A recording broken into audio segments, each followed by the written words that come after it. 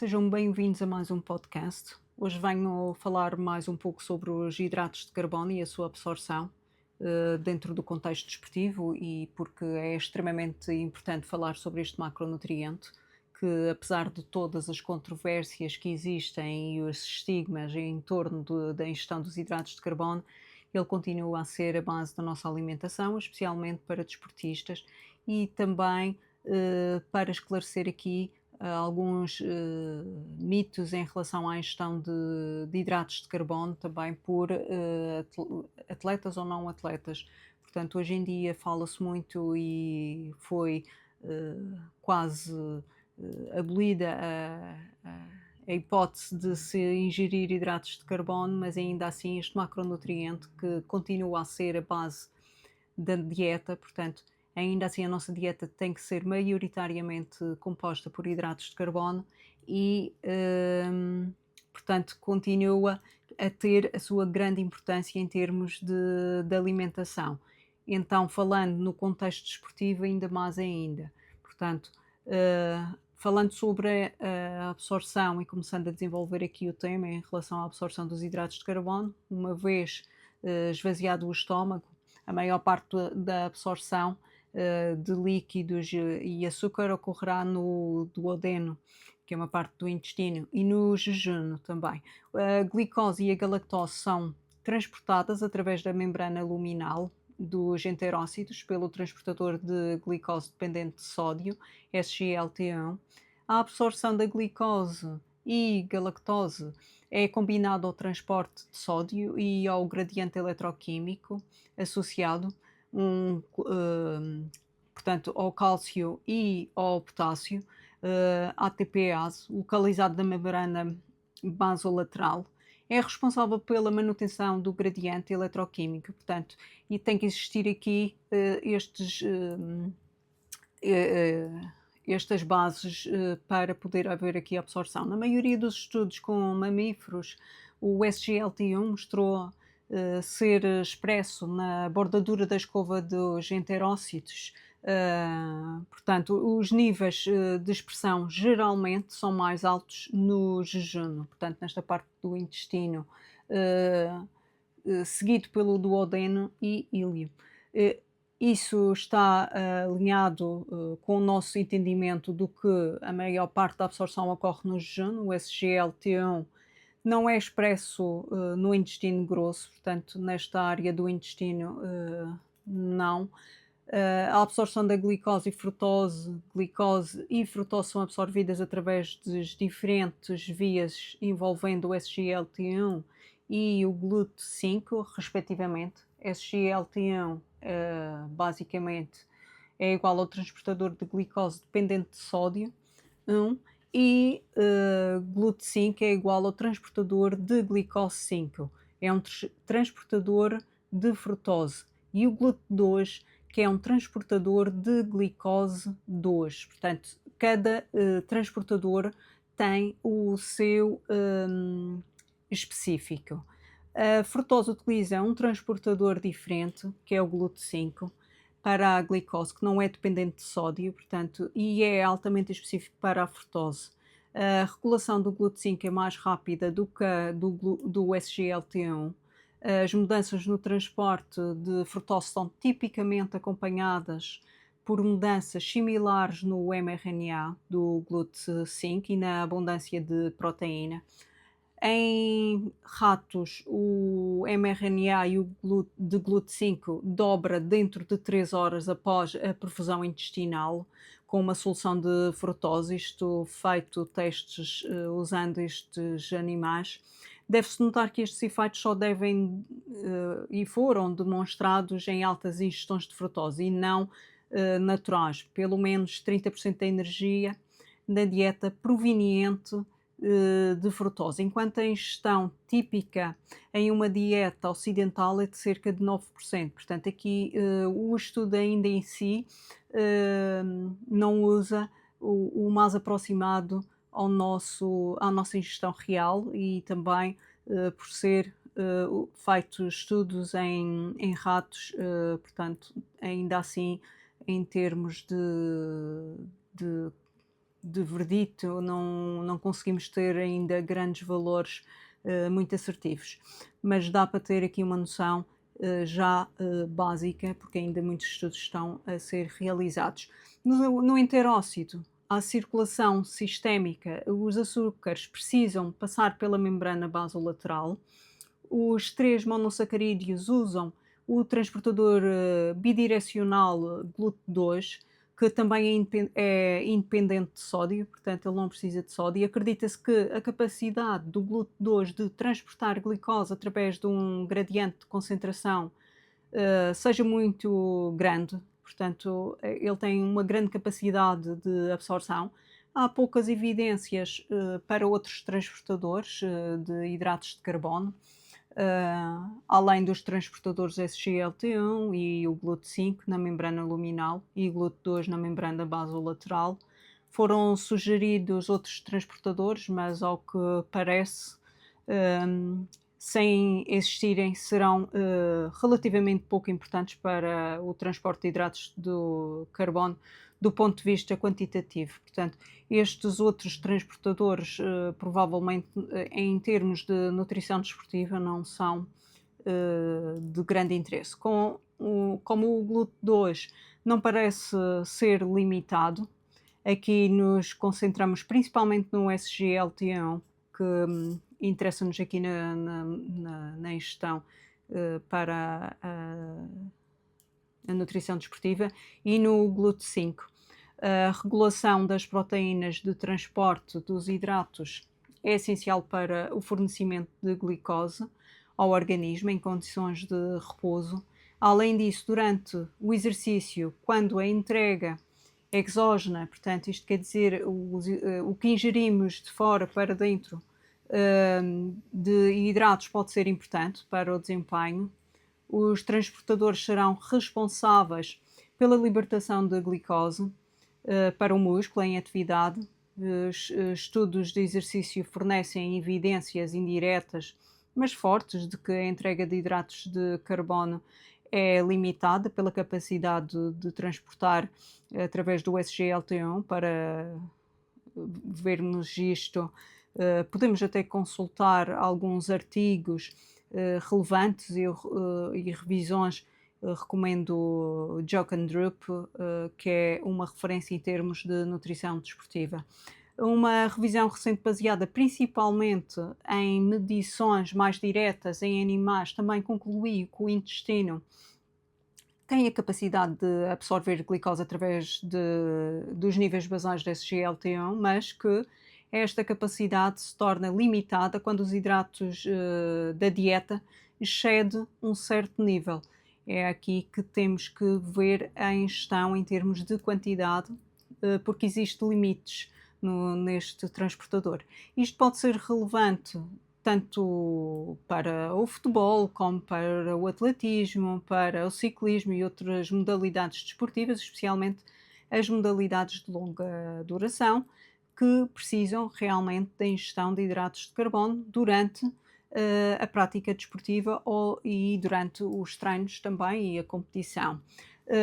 Os estudos sugerem que, como já referi anteriormente, os 60 gramas de hidratos e acima disso até, e devem ser ingeridos antes, durante uma partida ou durante uma competição, um treino. Mesmo uma única dose desta quantidade, até 60 gramas, pode resultar na saturação dos transportadores de hidratos. Portanto, ainda assim, para ingerir estas quantidades, recomenda-se algum treino de intestino. Provavelmente uma ingestão em torno dos 40 gramas inicialmente e até 20 para os mais sensíveis em termos intestinais é até preferível, e ir aumentando gradualmente. As taxas de ingestão acima dos 170 gramas de hidratos por hora de glicose, sacarose, maltose, maltodextrina, amido, a oxidação destes hidratos exógenos atinge um pico em torno das 60 gramas por hora. Portanto, acima disto, fica difícil absorver tanto hidrato de carbono.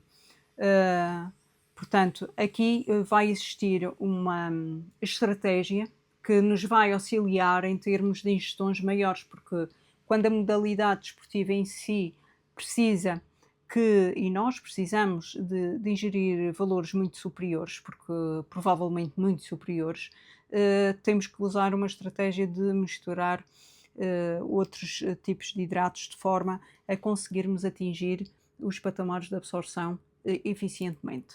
É claro que as taxas de oxidação podem ser alcançadas com múltiplos hidratos, como estou a referir, transportáveis, especialmente por causa das altas ingestões. Em ingestão de 60 gramas não há diferença entre carboidratos transportáveis simples ou múltiplos, mas quando a ingestão aumenta acima dos 60, o transportador de glicose, dependente de sódio 1, o SGLT1, fica saturado. Portanto, a frutose adicionada resultará numa taxa mais alta de oxidação. É aqui que ingerimos a frutose de forma a atingir taxas mais altas de oxidação de hidratos de carbono exógenos. A ingestão recomendada para hidratos transportáveis simples e múltiplos é indicada a ocorrência de problemas por causa da ocorrência de problemas gastrointestinais e provavelmente quando fontes simples de hidratos foram ingeridas em taxas maiores de 60 gramas por hora, foram observados menos sintomas com múltiplos carboidratos transportáveis e é recomendado ainda assim também fazer o treino de intestino. Portanto, não, apesar de ter aqui a mistura dos múltiplos açúcares, ainda assim temos mesmo que fazer o treino de intestino de forma a não chegar à competição e ingerir quantidades que provavelmente vai ocorrer problemas gastrointestinais. Mesmo a ingestão de 144 gramas por hora, por exemplo, ou 180 gramas por hora, não aumentou as taxas de oxidação dos hidratos exógenos, muito acima das 60 gramas também. Essa limitação não foi causada pelo esvaziamento gástrico. A captação da glicose muscular ou armazenamento de glicose hepático foi reduzida, foi deduzido que a absorção tinha de ser limitante. Portanto, quando a frutose foi ingerida a estes valores, a adição a quantidades de glicose e taxas de oxidação de hidratos foram elevadas acima dos 60 e bem toleradas. Estudos fortemente indicam que o transportador de glicose através da célula epitelial era o fator limitante, portanto, que a capacidade máxima do transportador SGLT1 tinha sido atingida, portanto, até aos 60 gramas. Com estes testes realizados, consegui-se concluir que estes valores eram o máximo para o transportador SGLT1, neste caso para a glicose. Para se haver uma redução dose-resposta, com uma relação entre dose-resposta entre a ingestão de hidratos e o desempenho, portanto, e os estudos feitos que existem, especialmente no futebol, parecem encontrar maiores benefícios com uma maior ingestão. Imaginemos então nos desportos de endurance. Uma capacidade reduzida do intestino durante o exercício em uma combinação com uma maior ingestão de hidratos de carbono também pode resultar em distúrbios gastrointestinais. Isso significa que precisamos encontrar maneiras de melhorar a capacidade de absorção dos hidratos. Portanto, aqui as estratégias de treinamento do intestino. O treinamento do intestino foi proposto como uma maneira de aumentar o número ou a atividade de transportador SGLT1, mas as evidências em humanos até agora são limitadas. Ainda assim, existem estudos já feitos por Joe Kandrup, que é um especialista em nutrição desportiva, que tem imensa literatura sobre a nutrição desportiva. Recomendo muito a leitura deste autor, usando uma técnica de perfusão segmentar. Relataram uma estreita relação entre a absorção de água e a absorção de soluto no duodeno jejum, especialmente na presença de múltiplos substratos transportáveis, como glicose, sacarose, glicina e potássio. ainda assim, nós confirmamos isso em humanos durante o exercício. Vários hidratos transportáveis aumentam a absorção e a oxidação dos hidratos. A ingestão do cálcio e do cloro ainda assim ajudam também, o sódio especialmente. Portanto, aqui na glicose, sacarose, glicina e sódio confirma uma maior absorção. Portanto, outros benefícios a aumentar a capacidade do transporte de carboidratos é que a ingestão de líquidos também pode ser melhorada para uma determinada ingestão de hidratos. Portanto, a optimização da ingestão de líquidos pode ajudar a prevenir a desidratação e ajudar a evitar a redução no desempenho induzidas pela desidratação, mas uma absorção mais completa também pode reduzir as chances de desconforto gastrointestinal. Para desenvolver recomendações práticas, é importante entender a regulação do transporte intestinal de glicose. Abaixo, vamos discutir mais adiante e detalhes sobre estas estratégias, onde conseguimos demonstrar que a regulação e a absorção da glicose está diretamente ligada à expressão da proteína SGLT1. Aqui um autor que posso referir, que é Bob Crane, propôs a existência de um cotransportador de sódio com glicose em 1960, no Simpósio de Transporte e Metabolismo da Membrana em Praga, em 1961. Portanto, mas o transportador real não foi identificado até os anos 80, portanto isto é uma coisa praticamente relativamente recente. Estudos na década de 1960 também observaram que a ingestão de hidratos de carbono na dieta pode influenciar a capacidade de absorver glicose. Em 1983 foi demonstrado que os transportadores intestinais eram regulados positivamente e ou negativamente, dependendo da composição da dieta. Pelo menos em ratos onde foram feitos testes, parece que as mudanças na dieta não precisam ser extremas para perceber os efeitos na absorção, e esses efeitos foram observados não apenas para os açúcares, mas também para os aminoácidos. Aumentos na absorção foram observados em até apenas 0,5 dia em ratos. Este teste feito por Karazov em 1983. Também muito no início foi observado que as enzimas digestivas eram reguladas positivamente em resposta à composição da dieta. Por exemplo, em 1967, Darren demonstraram que ratos estavam em jejum há 3 dias apresentavam um aumento de 4 vezes na atividade de sacarose e maltose em resposta a uma dieta de sacarose comparada com uma dieta de caseína. Isto foi correlacionado aos aumentos da hidrólise de sacarose e na absorção da frutose. Quando os transportadores de açúcar foram identificados no intestino na década de 1980, os estudos passaram a medir as alterações no teor da atividade SGLT1 em resposta à dieta. Demonstrou-se tanto a atividade como a abundância do SGLT1 são reguladas pela ingestão dos hidratos em várias espécies de roedores onde foram feitos os testes, com quem foram feitos os testes. Fica claro que a proteína SGLT1 responde às concentrações de glicose no lumen. No entanto, quando análogos de glicose impermeáveis à membrana foram usados, SGLT1 foi estimulado no mesmo grau. E sugeri que um sensor de glicose detecta glicose e os seus análogos, iniciando a subregulação dos transportadores SGLT1.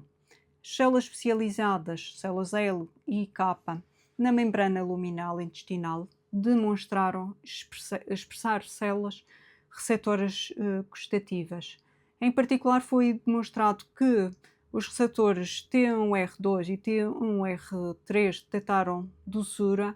As células T1R2 e T1R3 são acopladas através de uma proteína G, alfa-gustodocina, uma cascata de eventos celulares regulados negativamente que, em última análise, elevam à regulação positiva do SGLT1. Uma discussão mais detalhada dos positivos caminhos envolvidos será ainda fornecida mais adiante. Portanto, aqui, basicamente, o que quero dizer é que, tanto usando o doce como o salgado, neste caso a glicose, como o sódio, existe aqui uma capacidade do organismo de hidratar mais o corpo. Portanto, aqui usar uma hidratação onde consigamos ingerir sódio e hidratos de carbono será o ideal para hidratar mais do que água só por si, que é pobre em sódio e nos minerais, não havendo aqui uma grande absorção. Isto falando mais simplificadamente.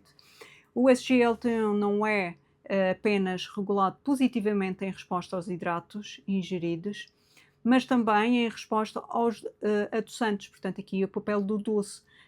Confirmaram descobertas anteriores ao relatar que em camundongos do tipo selvagem, cuja dieta foi suplementada com hidratos, quase duplicaram a expressão de proteína SGLT1 em comparação com os camundongos que ingeriram uma dieta com baixo teor em hidratos de carbono. No entanto, quando a dieta com baixo teor de hidratos de carbono foi suplementada com sucralose, a cesulfame K e sacarina, mas não o aspartame dos adoçantes, a expressão SGLT1 também dobrou.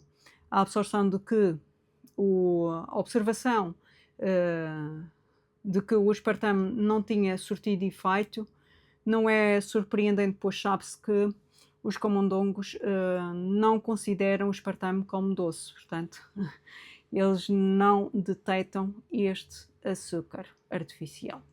Vários constituintes dietéticos foram implicados na regulação do transporte de glicose. O consumo de cloreto do sódio parece modular o transporte intestinal da glicose. Estudos sugerem que concentrações luminais de glicose e sódio cronicamente elevadas levarão a um aumento da expressão da proteína SGLT1.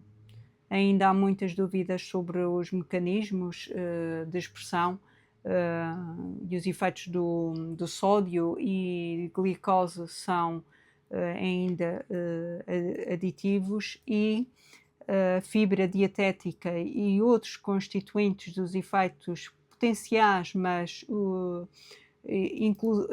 inconclusivos. Com alguns estudos mostramos que uma diminuição da absorção, porque aqui o papel da fibra dietética inibe muito a absorção intestinal da glicose. Portanto, o aumento da ingestão de fibra na dieta não é a melhor opção para em fases críticas, especialmente quando querem atingir patamares de ingestão muito altas de hidratos de carbono.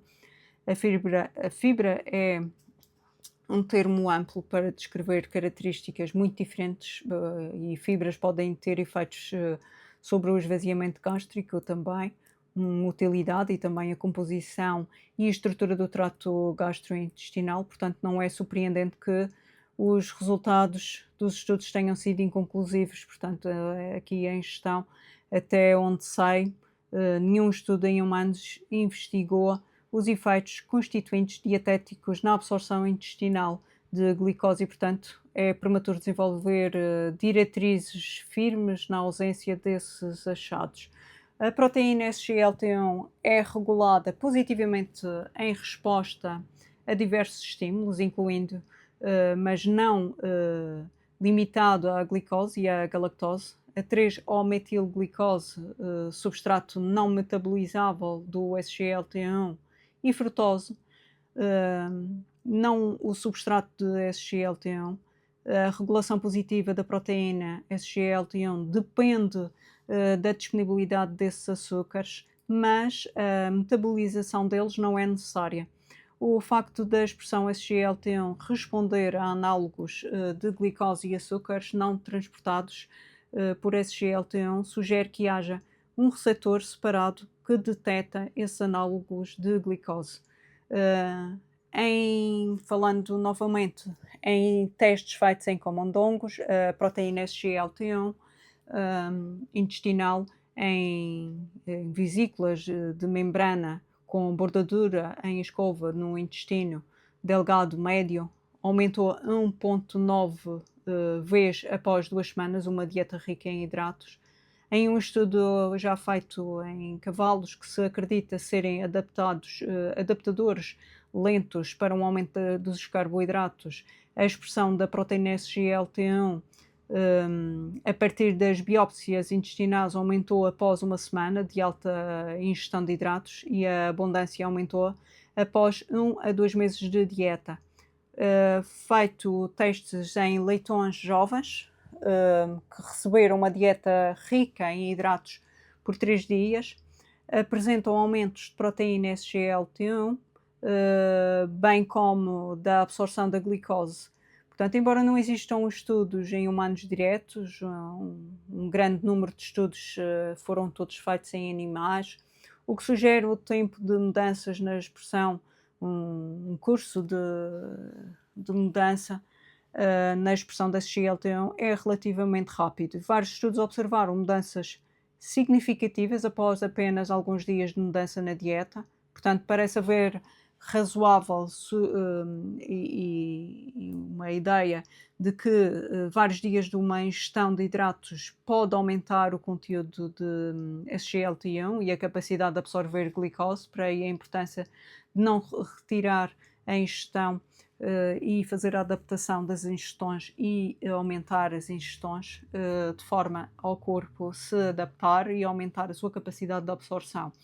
As exposições prolongadas pode resultar mesmo em maiores adaptações. Portanto, quanto mais adaptado, melhor vai absorver em maiores quantidades em termos de absorção de hidratos de carbono. Portanto, não ingerir sem se adaptar e também, ainda assim, exige um tempo de adaptação até o corpo conseguir absorver aquelas ingestões mais altas, porque há sempre a possibilidade de haver rejeição e sempre falados dos problemas gastrointestinais, que é muito recorrente em atletas, até mesmo por vezes não se consegue compreender o que é que acontece, mas acontece em mesmo atletas bem treinados e acaba por acontecer problemas gastrointestinais por alguma razão desconhecida, mesmo com treino.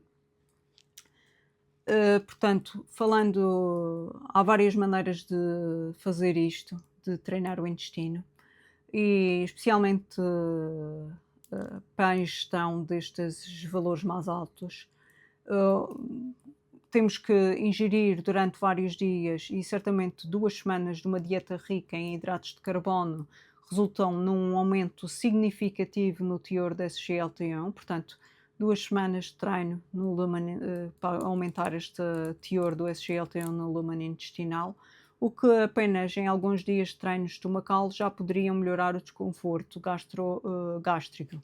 Mas é recomendável aqui no mínimo as 2 semanas. Com base em dados em animais, um aumento no teor de hidratos na dieta de 40% para 70% poderia resultar na duplicação dos transportadores de SGLT1 em um período de 2 semanas. Se traduzirmos isto para uma dieta, por exemplo, de um atleta, provavelmente significa que se um atleta aderir a recomendações tipicamente de 5 a 8 gramas de hidratos por quilograma de peso corporal, deve ser suficiente para induzir algumas adaptações.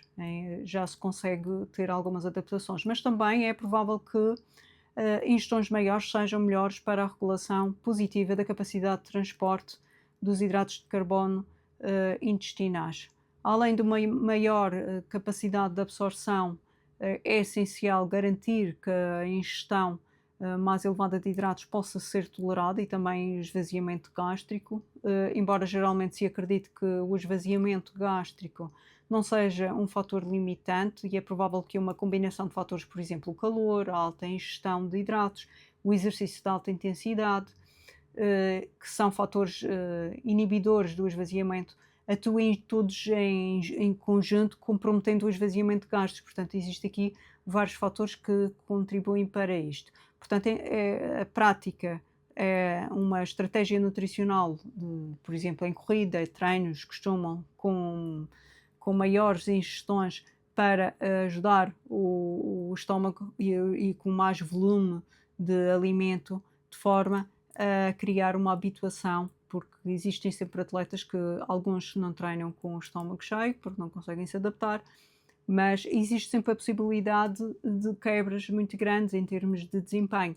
Portanto, ingerir alimentos e treinar é aos poucos ir ingerindo e treinar com líquido no estômago ou com volume de alimentos é importante para não haver quebras.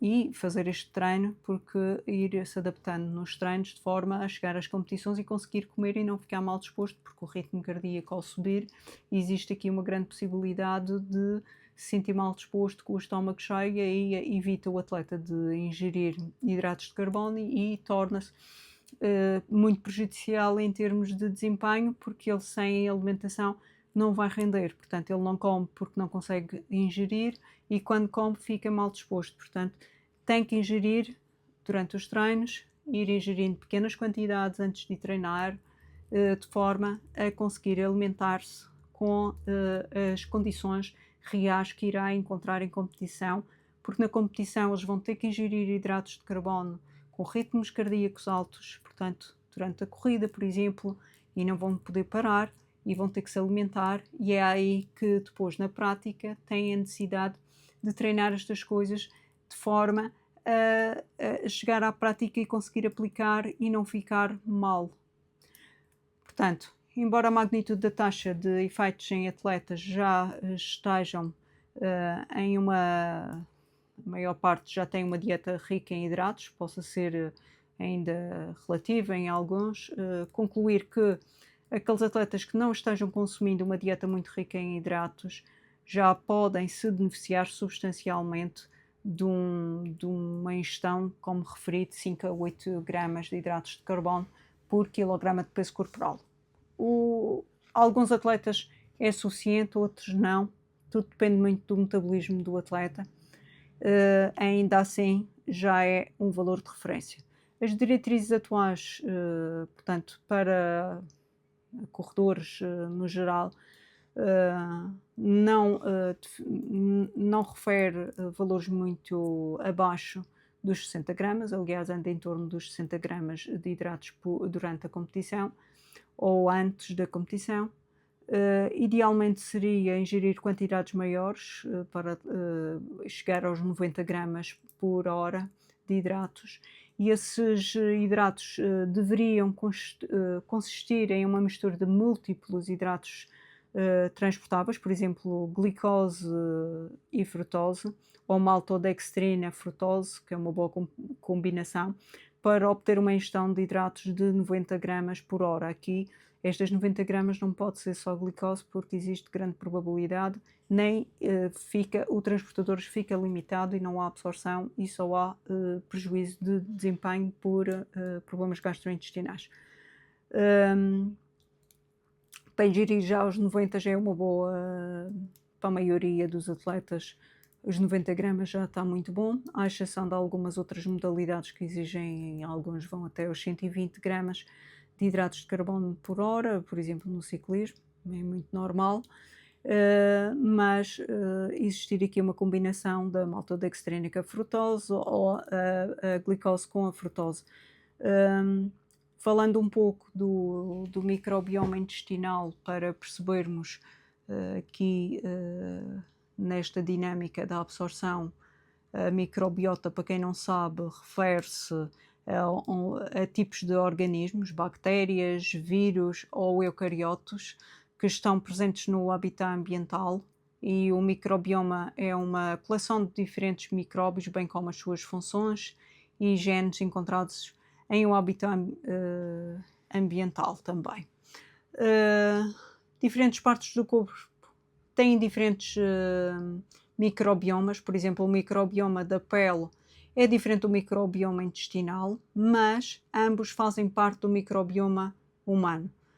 O trato gastrointestinal, neste caso intestinal, humano, adulto, contém cerca de 1 kg de várias bactérias, inclusive bacilos dos colon, totalizando mais de 100 trilhões de células, o que é 10 vezes o número de células hospedeiras do corpo humano.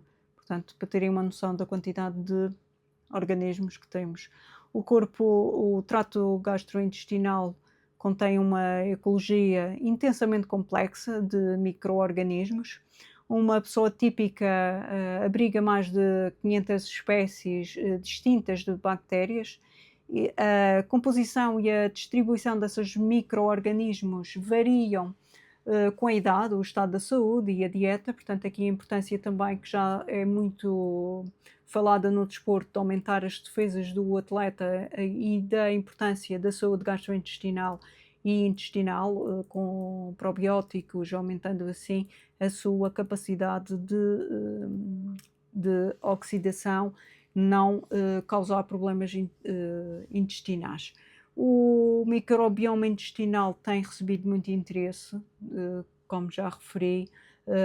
O número, o tipo de bactérias do trato gastrointestinal variam drasticamente por região. As pessoas saudáveis, o estômago e o intestino delgado proximal contêm poucos micro-organismos. Em grande parte, o resultado da atividade bacteriana do ácido gástrico é acentuada, em contraste com a do estômago e do intestino delgado. O cólon literalmente está repleto de bactérias anaeróbios, predominantemente estritos, bactérias que vivem apenas, isto quer dizer que são bactérias que vivem apenas em ambientes virtualmente desprovidos de oxigênio. Esses duas zonas do intestino, geralmente no íleo, onde é encontrado um número moderado de bactérias aeróbicas e anaeróbicas, portanto, a população bacteriana que compõe a microbiota do intestino grosso tem várias funções.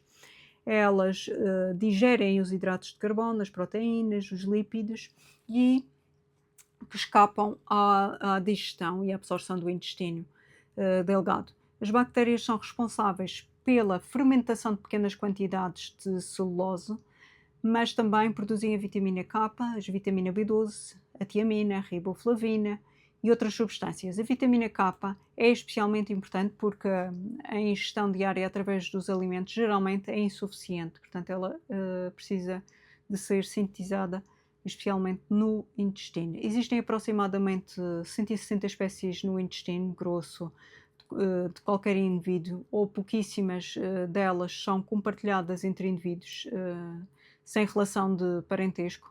Em contraste, as funções provenientes destas espécies parecem ser encontradas no trato gastrointestinal de todos, uma absorção que nos leva a concluir que a função é mais importante do que a identidade e a espécie que fornecem. No entanto, as diferenças na microbiota intestinal podem ser importantes, podem resultar em diferenças e eficácia de uma função, por exemplo, a capacidade de sintetizar ácidos graxos de cadeia curta, AGCCs, S, é encontrada em todos os seres humanos, essas quantidades podem variar e a fermentação dos hidratos de carbono é uma atividade central no microbiota intestinal, impulsionando a economia da energia e carbono do cólon.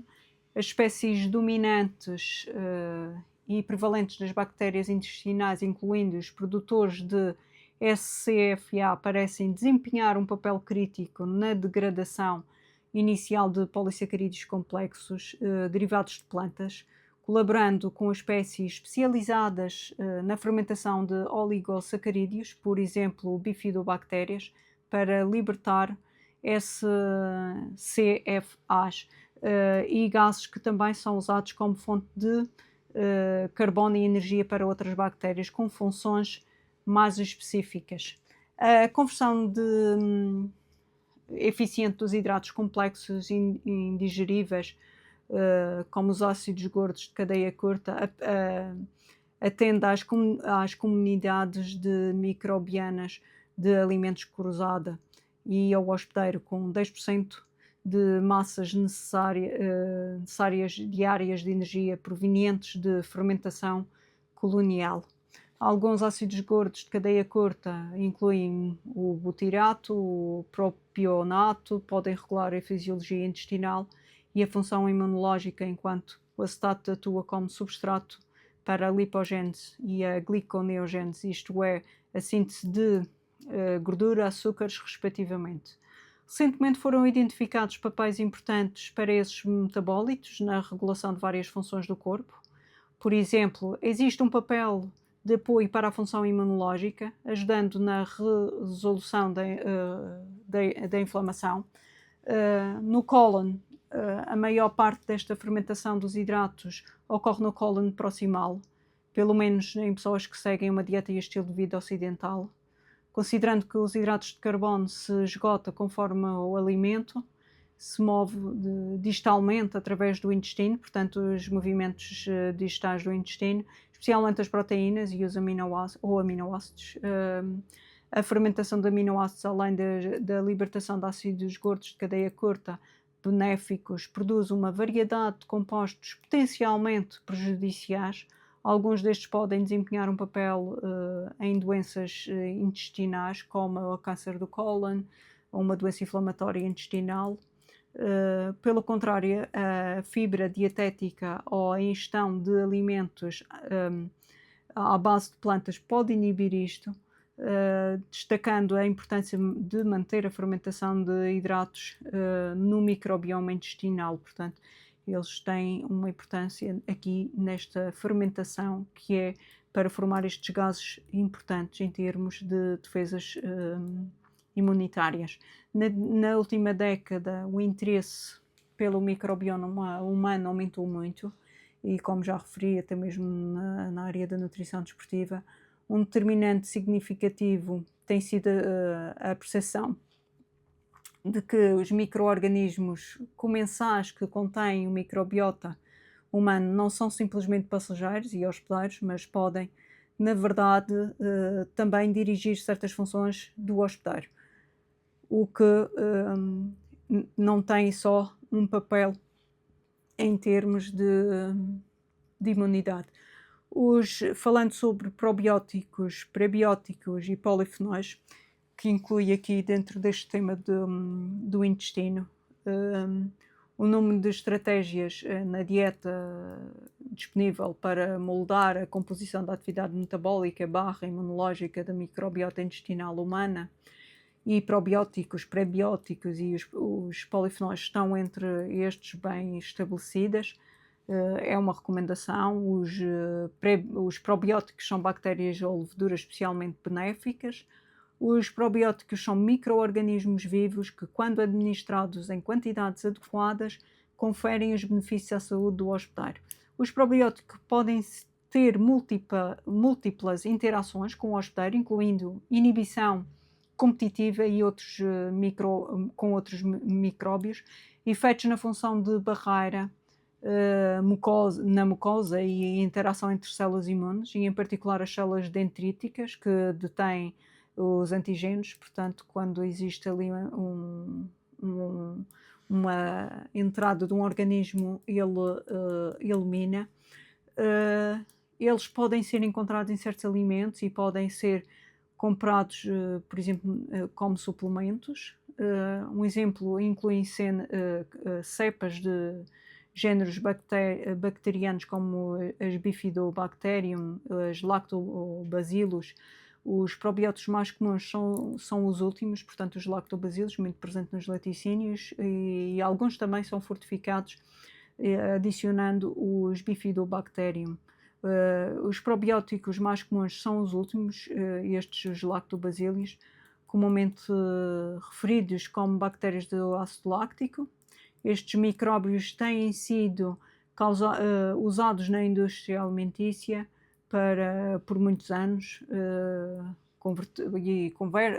são capazes de converter açúcares, incluindo a lactose, que é um açúcar, e outros hidratos em ácido láctico. Esta conversão não só fornece o sabor azedo característico dos alimentos lácteos fermentados, como o exemplo do iogurte, para diminuir o pH também, pode criar menos oportunidade para o crescimento de bactérias ruins. Portanto, aqui a importância da ingestão de iogurte natural, criando assim possíveis benefícios para a saúde, evitando infecções gastrointestinais.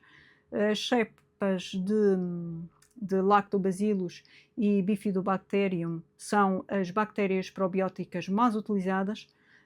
As culturas bacterianas probióticas destinam-se a ajudar a flora microbiana natural do intestino, uma ecologia de micróbios e boas bactérias para se restabelecer. Por vezes são recomendados após um ciclo de antibióticos, especialmente quando se usa antibióticos. Atualmente quase todos os médicos já sugerem a ingestão de probióticos para aumentar as defesas, quando é necessário mesmo ingestão de antibiótico.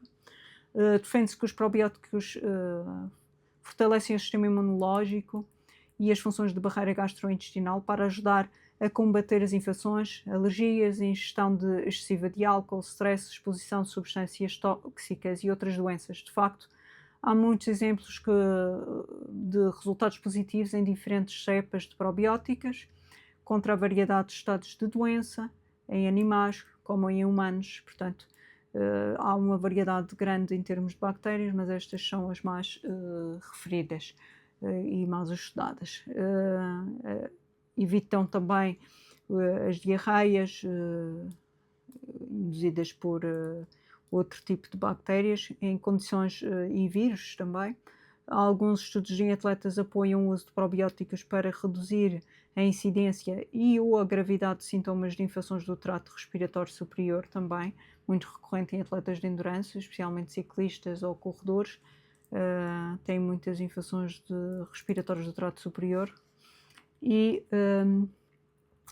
é isto. Os polifenóis, em relação aos polifenóis, são uma classe diversa de metabólitos secundários de plantas, frequentemente associados à cor, sabor e mecanismos de defesa de frutas e vegetais. Eles têm sido estudados há muito tempo como a classe de compostos presentes em alimentos vegetais completos, mais provavelmente capazes de afetar processos fisiológicos que protegem contra doenças crónicas associadas à dieta. A microbiota intestinal desempenha um papel crucial, crítico e na transformação dos polifenóis em compostos absorvíveis, biologicamente ativos. Estudos recentes mostraram que a intervenção dietética com os extratos de polifenol, principalmente o extrato de polifenol de vinho tinto sem álcool e flavonoides derivados do cacau, os flavonóis do cacau modulam a microbiota intestinal humana para que ela alcance um perfil promotor de saúde, o cacau puro, o cacau 100%, ou pelo menos acima de 80% e sem açúcar. Portanto, aqui aumentam a abundância relativa das bifidobactérias e lactobacilos.